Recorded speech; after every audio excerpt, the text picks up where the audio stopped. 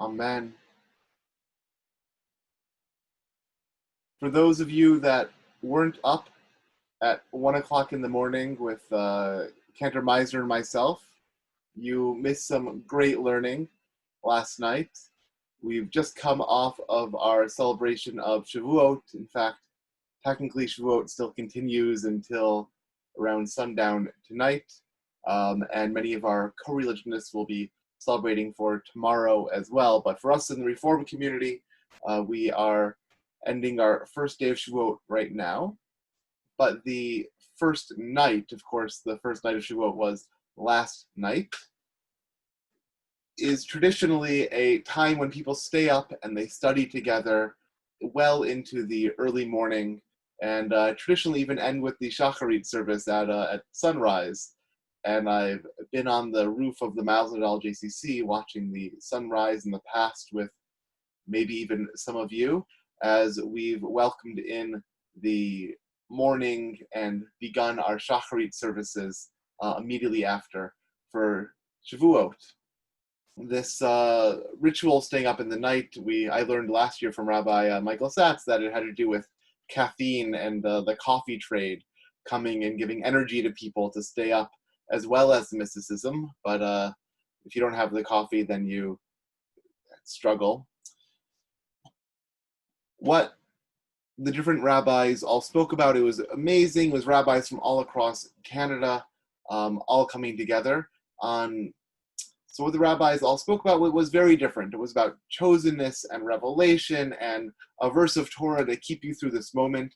And if you want to rewatch any of those sessions, they're on the CCRJ, the Canadian Council of Reform Judaism Facebook page. And I suggest that you go and look and scan through some of the sessions. But I'm going to give you a little bit of the 1 a.m. session for those of you that didn't make it there. There were only about 100 on at 1 in the morning. And so if you are the 100 and you're the same 100 watching now, I apologize for repeating myself.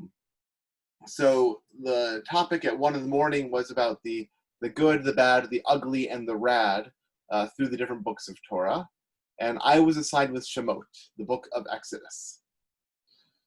What I chose book-ended, and I'm actually only going to go into some of it right now, of course, for our time together today. What I chose book-ended the revelation, this moment of Sinai. One of the items I chose was just before, and the other was just after Mount Sinai. So just before Mount Sinai was slavery. We were a people enslaved in Egypt. And what was one line, what is one psuk from the book of Exodus which stands out for me? It's when God heard our cries, right? And the rabbis take this phrase and they say, listen, you were slaves in Egypt. You were downtrodden. You had no merit. You couldn't really do much by yourselves in order to have any merit. And still, God heard your cry. What does this mean? This meant for our rabbinic interpreters that God hears the cry of the downtrodden in every generation, that we might have been slaves at that period in history, but that doesn't mean that we are the people who are disadvantaged now in every moment, and that we have to be careful we are not putting other people at a disadvantage, because God will hear their cries. The other section I chose, the bad, from the book of Exodus from Shemot, happens around this time of Revelation, and it is the Chet HaEgel, the sin of the golden calf, when the people in mob mentality come and the Midrash says they go to Hur, the son of Miriam and Caleb possibly, and say, Hur, will you build for us this golden calf? Moses is taking too long. And Hur says no, so they off him. And then they go to Aaron and they say, Aaron, will you build the calf? And Aaron tries delaying, and eventually that calf gets built because Aaron saw what happened to Hur. And we get mob mentality. We get people acting in concert with each other in ways that are challenging and difficult. And you know what? These aren't other people's ancestors. These are us, the Jewish people, who can sometimes fall into these traps. This view of mob mentality is something I've been thinking about a fair amount this week. There, of course, were different gatherings of people happening across the world, and especially in our neighbor to the south in the United States. We know of protests where people wearing combat fatigues and carrying guns recently were let into state capitol buildings. And we know of other people who are just marching in nonviolent solidarity and protest were confronted violently and really inappropriately. What's the difference between these two groups?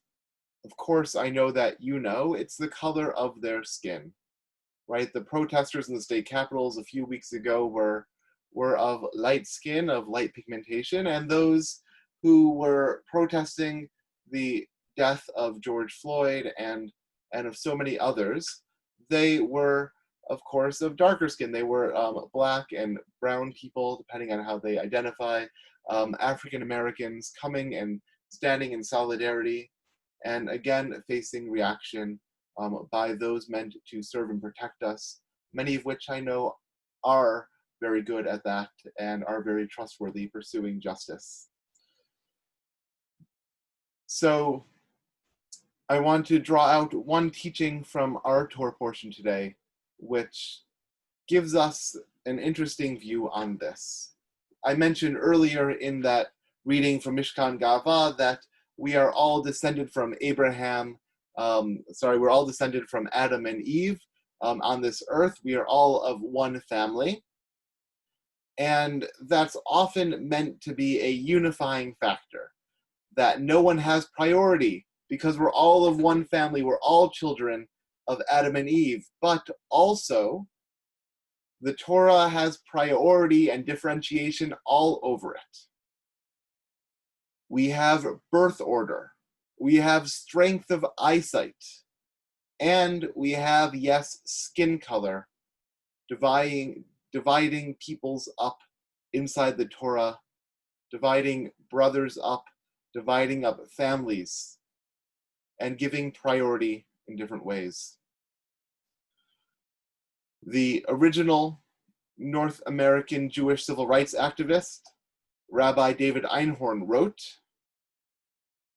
among the Levites, right, among this family that we hear about in this week's Torah portion, given different jobs about what they're going to do to carry our holy items through the desert, he says, among the Levites, the family of Kahat ranked the highest, right? There's different groups of Levites, and this one ranked higher than the others.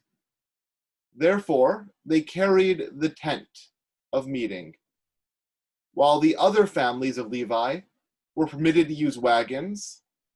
These had to carry the tent being really the center of the worship, the heart of the worship. And he continues, it is thus always in Israel.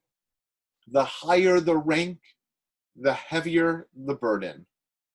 The higher one wishes to stand, the deeper that person needs to bow before God in humility. This is a concept of raising ourselves up, of noticing that there's difference in the world, that we have been raised up simply by the color of our skin. And we know we were once slaves in Egypt, but now we are not. Now we are the ones carrying this sacred inheritance, the ideas and morals of Torah with us on our journey. And the heavier the burden, the more we have to carry it all together. We must be co-conspirators for change, not leading the change, but being allies by standing with others, helping to find ways of raising their voices from the margins towards the center of the narrative. of equalizing. The higher the rank, the heavier the burden, because God hears the cries of all the oppressed. Shabbat Shalom.